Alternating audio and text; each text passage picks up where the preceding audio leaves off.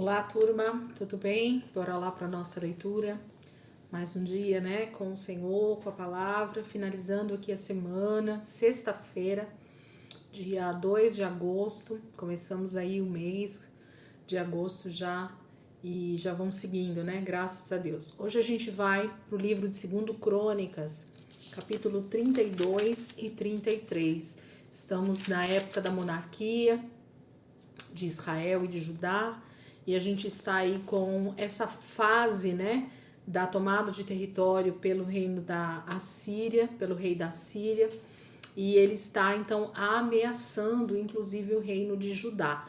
É isso que a gente vai ler aqui em 2 Crônicas. A gente já viu esse texto lá em Reis e agora a gente vai estar lendo aqui também em 2 Crônicas. Então, 2 Crônicas, capítulo 32 e 33. 32 começa assim: Depois de tudo o que Ezequias fez com tanta fidelidade, Senaqueribe, rei da Síria, invadiu Judá e sitiou as cidades fortificadas para conquistá-las. Quando Ezequias viu que Senaqueribe pretendia guerrear contra Jerusalém, consultou os seus oficiais e os comandantes do exército sobre a ideia de mandar fechar a passagem de água das fontes do lado de fora da cidade. E eles concordaram. Assim, ajuntaram-se muitos homens e fecharam todas as fontes e o riacho que atravessava a região. E eles diziam: por que deixar que os reis da Síria venham e encontrem toda essa água? Depois, com grande empenho, reparou todos os trechos quebrados do muro e construiu torres sobre ele. Construiu outro muro do lado de fora do primeiro e reforçou o Milo da cidade de Davi. E mandou fazer também muitas lanças e muitos escudos. Nomeou sobre o povo oficiais militares e os reuniu na praça, junto à porta da cidade, animando-os com estas palavras: sejam fortes e corajosos, não tenham medo nem desanimem por causa do rei da Síria e do seu enorme exército, pois conosco está um poder maior do que o que está com ele. Com ele está somente o poder humano, mas conosco está o Senhor, o nosso Deus, para nos ajudar e para travar as nossas batalhas. E o povo ganhou confiança com o que disse Ezequias, rei de Judá. Mais tarde, quando Senaqueribe, rei da Síria, e todas as suas forças estavam sitiando Laques, mandou oficiais a Jerusalém com a seguinte mensagem a Ezequias e a todo o povo de Judá que morava lá. Assim disse Senaqueribe, rei da Síria: em quem vocês baseiam a sua confiança para permanecerem cercados em Jerusalém?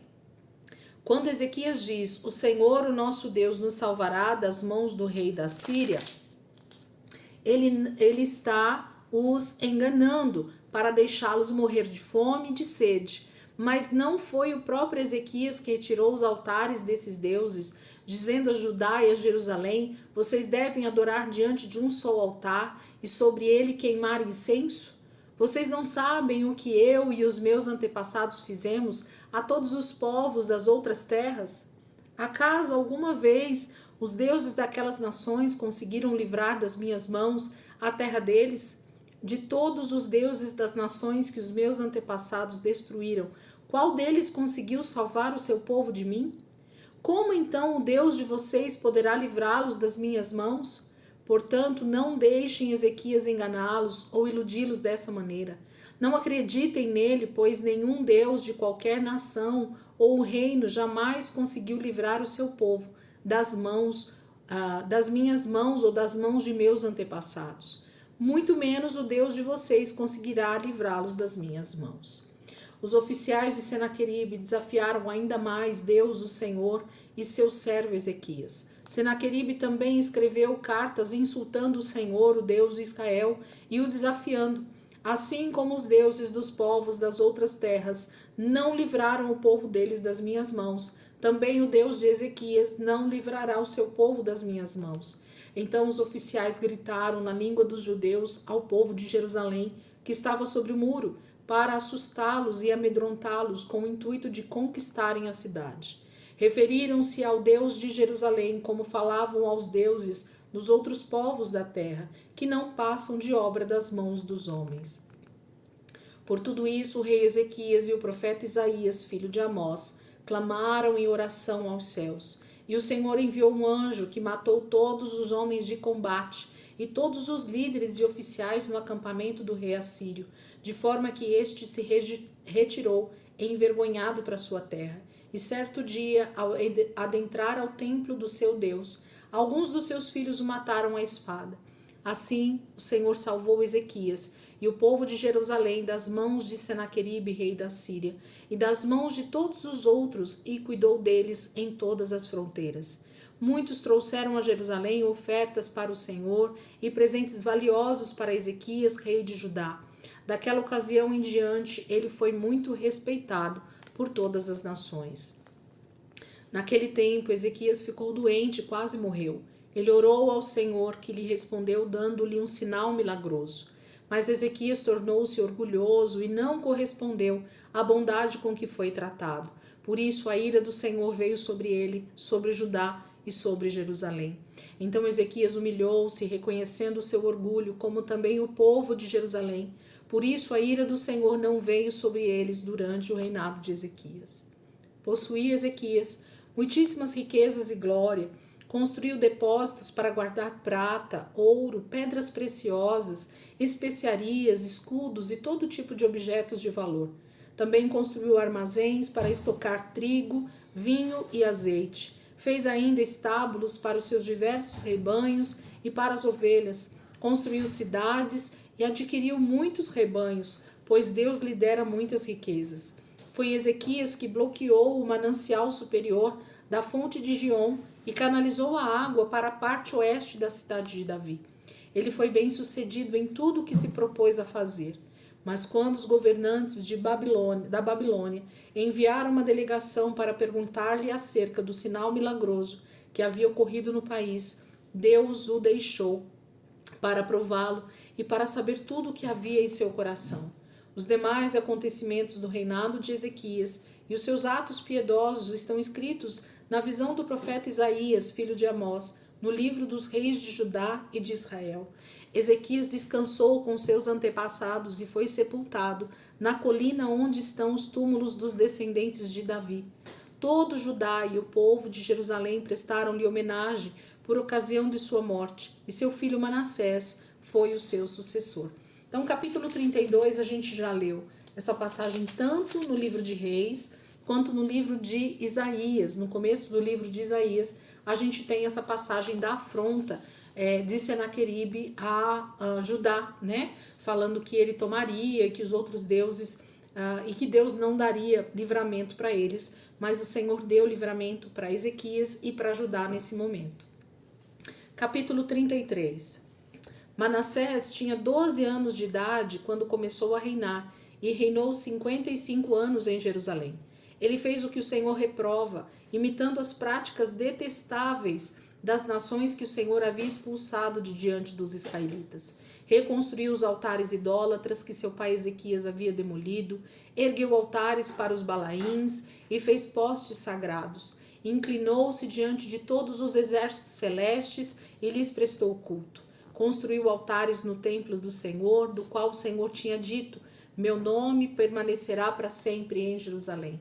Nos 2 pátios do templo do Senhor, ele construiu altares para todos os exércitos celestes. Chegou a queimar seus filhos em sacrifício no vale de Ben-Rinom, praticou feitiçaria, adivinhação e magia, e recorreu a médiuns e aos que consultavam os espíritos. Fez o que o Senhor reprova, provocando-o a ira. Ele tomou a imagem esculpida que havia feito e a colocou no templo, do qual Deus tinha dito a Davi e ao seu filho Salomão: neste templo e em Jerusalém, que escolhi entre todas as tribos de Israel, porém meu nome para sempre, não farei os pés dos israelitas deixarem novamente a terra que dei aos seus antepassados, se tão somente tiverem o cuidado de fazer tudo o que lhes ordenei em todas as leis, decretos e ordenanças dados por meio de Moisés. Manassés, porém, desencaminhou Judá e o povo de Jerusalém, ao ponto de fazerem pior do que as nações que o Senhor havia destruído diante dos israelitas. O Senhor falou a Manassés e ao seu povo, mas não lhe deram atenção.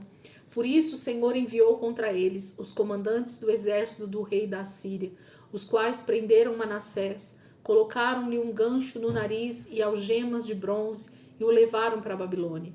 Em sua angústia, ele buscou o favor do Senhor, o seu Deus, e humilhou-se muito diante do Deus dos seus antepassados. Quando ele orou, o Senhor o ouviu e atendeu o seu pedido e o trouxe de volta a Jerusalém e ao seu reino. E assim Manassés reconheceu que o Senhor é Deus. Depois disso, ele reconstruiu e aumentou a altura do muro externo da cidade de Davi, a oeste da fonte de Giom, no vale, até a entrada da porta do peixe, em torno da colina de Ofel. Também pôs comandantes militares em todas as cidades fortificadas de Judá.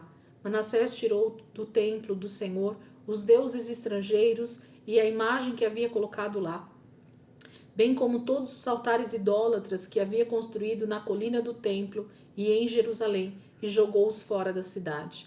Depois restaurou o altar no Senhor, e sobre ele ofereceu sacrifício de comunhão e oferta de gratidão, ordenando a Judá que servisse o Senhor, o Deus de Israel. O povo, contudo, continuou a sacrificar nos altares idólatras, mas somente ao Senhor, o seu Deus. Os demais acontecimentos do reinado de Manassés, inclusive sua oração ao seu Deus, e as palavras que os videntes lhe falaram em nome do Senhor, o Deus de Israel, estão escritos nos registros históricos dos reis de Israel. Sua oração e a resposta de Deus, bem como todos os seus pecados e a sua infidelidade, além dos locais onde construiu altares idólatras e ergueu postes sagrados e ídolos. Antes de humilhar-se, tudo está escrito nos registros históricos dos videntes. Manassés descansou com seus antepassados e foi sepultado em sua propriedade, e seu filho Amon foi o seu sucessor. Amon tinha 22 anos de idade quando começou a reinar e reinou 2 anos em Jerusalém. Ele fez o que o Senhor reprova, à semelhança de seu pai. Amon prestou culto e ofereceu sacrifícios a todos os ídolos que Manassés havia feito. Mas ao contrário de seu pai Manassés, não se humilhou diante do Senhor, antes aumentou a sua culpa. Os oficiais de Amon conspiraram contra ele e o assassinaram em seu palácio. Mas o povo matou todos os que haviam conspirado contra o rei Amon e proclamou seu filho Josias rei em seu lugar. Capítulo 33 fala da história de Manassés, filho de Ezequias, que infelizmente faz o que o Senhor reprova e ele só se humilha depois que realmente ele é feito prisioneiro, levado cativo para a Babilônia. Então é um arrependimento devido às circunstâncias que ele sofreu. E ele morre, né, sem deixar um bom legado, porque o seu filho Amon, ele dá continuidade na adoração a outros deuses, na idolatria, né, em tudo que o Senhor reprova, Amon continua fazendo isso. Ele é morto, reina muito pouco, né, somente 2 anos, e o povo mata todos os conspiradores, as pessoas que mataram. Amon é morto em seguida dele, e o povo então proclama a descendência, né, de Davi, que no caso aqui é Josias, como rei, em lugar de Amon, que tinha acabado de ser morto. Amém? Então nós lemos já esse texto lá em Reis, e uma parte dele também lá no livro de Isaías. Isaías está nesse contexto dos acontecimentos aqui em Judá e em Israel. Então o profeta Isaías já falou um pouco sobre isso, a gente já leu. O livro de Reis já tinha falado um pouco sobre isso também.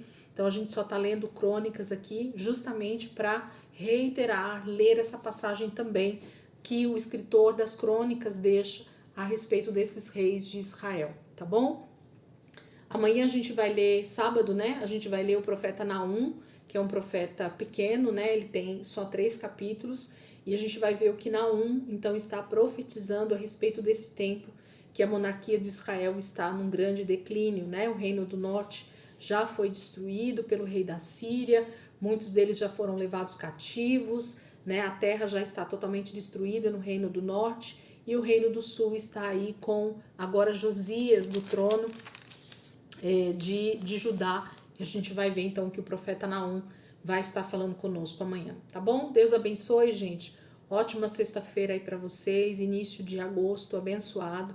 E nós vamos seguindo aqui com a nossa leitura em nome de Jesus, tá bom? Deus abençoe e até amanhã, se Deus quiser.